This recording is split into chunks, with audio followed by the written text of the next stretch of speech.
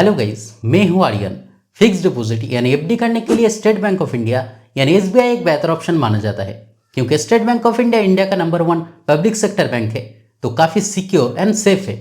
तो इस बैंक के एफडी के बारे में कंप्लीट जानकारी हम आपको देंगे। तो अगर आप स्टेट बैंक ऑफ इंडिया में अगर एफडी करना चाहते हैं तो ये वीडियो आपके लिए बहुत ही हेल्पफुल होने वाला है। आज के इस वीडियो में हम आपको बताएंगे कि अगर आप इस बैंक में अगर एफडी करते हैं तब न्यू इंटरेस्ट रेट के अनुसार आपके एफडी के ऊपर कितना इंटरेस्ट रेट आपको दिया जाएगा। एफडी करने के लिए आपके पास कौन सा डॉक्यूमेंट रहना जरूरी है, एफडी का बेसिक फीचर्स और एडवांटेजेस क्या है, सीनियर सिटीजन्स के लिए एडिशनल का बेनिफिट दिया जाएगा, और साथ में एक एग्जांपल के तौर पे भी बताएंगे कि अगर स्टेट बैंक ऑफ इंडिया में अगर 1 लाख का एफडी डिफरेंट टाइम के लिए करते हैं तब कितना मैच्योरिटी अमाउंट आपको दिया जाएगा। तो ये सभी बातें आपको डिटेल्स में बताएंगे, लेकिन इससे पहले अगर आप इस चैनल पर पहली बार आए तो काइंडली चैनल को सब्सक्राइब करें और वीडियो को बिना स्किप किए एंड तक जरूर देखें।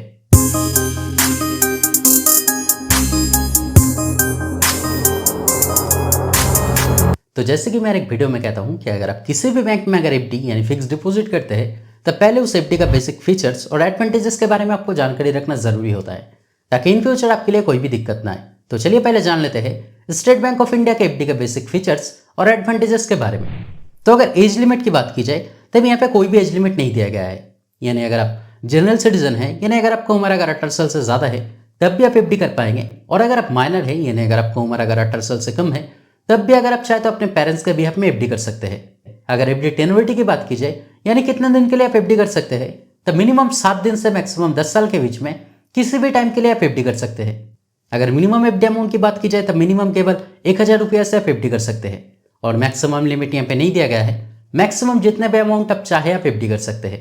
नॉमिनेशन फैसिलिटी के बाद सुविधा यहाँ पे दिया गया है, यानी एफडी करने के लिए आप किसी को नॉमिनी भी रख सकते हैं।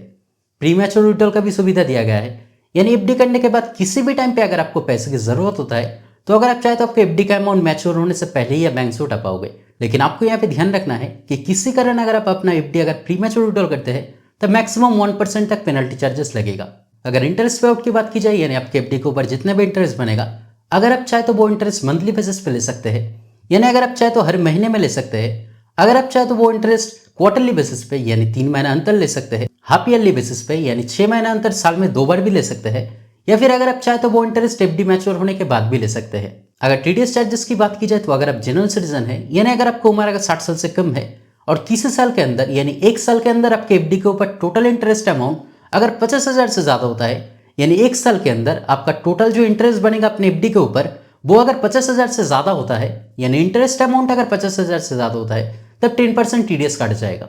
और अगर आप सीनियर सिटीजन है यानी अगर आपको उम्र अगर 60 साल या फिर अगर 60 साल से अधिक है और किसी साल के अंदर आपके एफडी के ऊपर टोटल इंटरेस्ट अमाउंट अगर 1 लाख से ज्यादा होता है, यानी 1 साल के अंदर आपके एफडी के ऊपर जो इंटरेस्ट बढ़ेगा वो अगर 1 लाख से ज्यादा होता है तब आपके एफडी के इंटरेस्ट अमाउंट से 10% टीडीएस काट जाएगा। लेकिन आपको यहाँ पे एक बात ध्यान रखना है कि अगर आप जनरल सिटीजन है तब 15G फॉर्म, और अगर आप सीनियर सिटीजन है तब 15H फॉर्म सबमिट कर सकते हैं, क्योंकि अगर आप फॉर्म सबमिट करते हैं तब टीडीएस नहीं काटा जाएगा। तो ये सब थे स्टेट बैंक ऑफ इंडिया के एफडी के बेसिक फीचर्स और एडवांटेजेस जो आपके लिए जानना जरूरी था।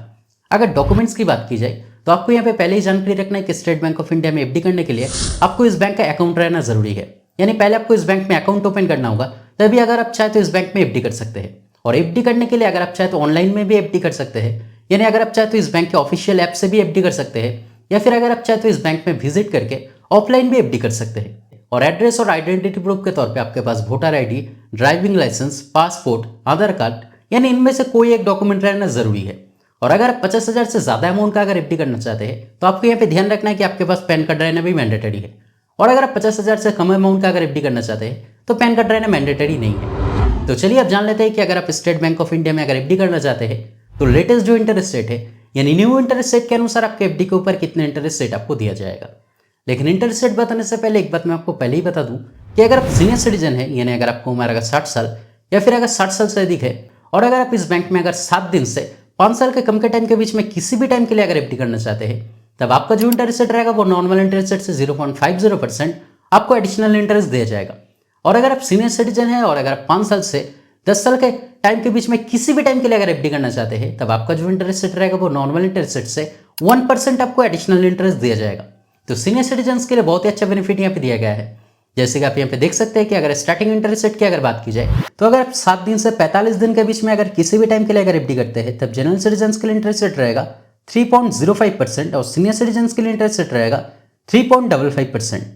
ठीक इसी तरह से इंटरेस्ट रेट बढ़ता रहेगा। और अगर आप 1 साल से 2 साल के कम के टाइम के बीच में अगर एफडी करते हैं तब जनरल सिटीजन के लिए इंटरेस्ट रेट रहेगा 6.25% और सीनियर सिटीजन के लिए इंटरेस्ट रेट रहेगा 6.75%। यहाँ पे एक स्पेशल एफडी प्लान भी दिया गया है, जैसे कि अगर आप 444 दिन के लिए अगर एफडी करते हैं, यानी 1 साल से 2 साल के बीच में अगर 444 दिन के लिए स्पेसिफिक अगर एफडी करते हैं तब जनरल सिटीजन के लिए इंटरेस्ट रेट रहेगा 6.45% और सीनियर सिटीजन के लिए इंटरेस्ट रेट रहेगा 6.95%। अब बाकी इंटरेस्ट रेट जैसे कि यहाँ पे दिया हुआ है आप देख सकते हैं। और जैसे कि हमने आपको पहले ही बताया कि अगर आप 5 साल से 10 साल के बीच में अगर एफडी करते हैं और अगर सीनियर सिटीजन है तब 1% आपको एडिशनल इंटरेस्ट दिया जाएगा। जैसे कि अगर आप 5 साल से 10 साल के बीच में अगर एफडी करते हैं तब जनरल सिटीजन के लिए इंटरेस्ट रेट रहेगा 6.05% और सीनियर सिटीजन के लिए इंटरेस्ट रेट रहेगा 7.05%। तो चलिए अब एक एग्जाम्पल के तौर पे जान लेते हैं कि अगर आप स्टेट बैंक ऑफ इंडिया में अगर 1 लाख का एफडी करते हैं डिफरेंट टाइम के लिए, जैसे कि एग्जाम्पल के तौर पे मान लीजिए कि अगर आप स्टेट बैंक ऑफ इंडिया में अगर 1 लाख का एफडी अगर 1 साल के लिए करते हैं या फिर अगर आप 5 साल के लिए करते हैं या फिर अगर आप मैक्सिमम टाइम यानी 10 साल के लिए करते हैं, तब तीनों अलग सिचुएशन में जनरल सिटीजन या फिर सीनियर सिटीजन के लिए कितना मैच्योरिटी अमाउंट आपको दिया जाएगा। तो अगर आप जनरल सिटीजन के लिए अगर 1 लाख का एफडी अगर 1 साल के लिए करते हैं तब आपके लिए इंटरेस्ट रेट रहेगा 6.25% और 1 साल बाद आपका मैच्योरिटी अमाउंट बनेगा 1,06,400 रुपया का। अगर आप सीनियर सिटीजन के लिए 1 लाख का एफडी अगर 1 साल के लिए करते हैं तब आपके लिए इंटरेस्ट रेट रहेगा 6.75% और 1 साल बाद आपका मैच्योरिटी अमाउंट बनेगा 1,06,970 रुपया का। अगर आप जनरल सिटीजन के लिए 1 लाख का एफडी 5 साल के लिए करते हैं तब आपके लिए इंटरेस्ट रेट रहेगा 6.05% और 5 साल बाद आपका मैच्योरिटी अमाउंट बनेगा 1,35,020 रुपया का। अगर आप सीनियर सिटीजन के लिए 1 लाख का एफडी 5 साल के लिए करते हैं तब आपके लिए इंटरेस्ट रेट रहेगा 7.05% और 5 साल बाद आपका मैच्योरिटी अमाउंट बनेगा 1,41,830 रुपया का। अगर आप जनरल सिटीजन के लिए 1 लाख का एफडी मैक्सिमम टाइम यानी 10 साल के लिए करते हैं तब आपके लिए इंटरेस्ट रेट रहेगा 6.05% और 10 साल बाद आपका मैच्योरिटी अमाउंट बनेगा 1,82,300 रुपया का। अगर आप सीनियर सिटीजन के लिए 1 लाख का एफडी मैक्सिमम टाइम यानी 10 साल के लिए करते हैं तब आपके लिए इंटरेस्ट रेट रहेगा 7.05% और आपका मैच्योरिटी अमाउंट बनेगा 2,01,150 रुपया का, यानी आपका मैच्योरिटी अमाउंट एक्चुअल अमाउंट से डबल हो जाएगा। तो आज के वीडियो में इतना ही, उम्मीद करते हैं वीडियो आपके लिए हेल्पफुल रहा। अगर फिर भी कोई डाउट रहे तो कमेंट करके जरूर बताएं, मैं आपका कमेंट का रिप्लाई जरूर करूंगा।